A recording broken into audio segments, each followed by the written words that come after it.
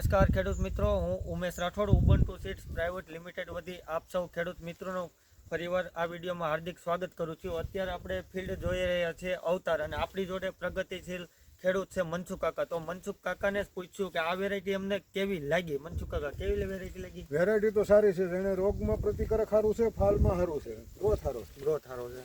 ઝીંડવા બીંડવા અત્યારે કેટલા એક છોડવે ઝીંડવા છે?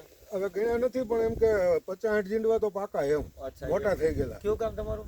થોરખાન, બાબરા તાલુકાનું। બાબરા। મોબાઈલ નંબર બોલો તમારો। 6305 88 199। તો સાહેબ થોડુંક અંદર આવીને દેખાડતો।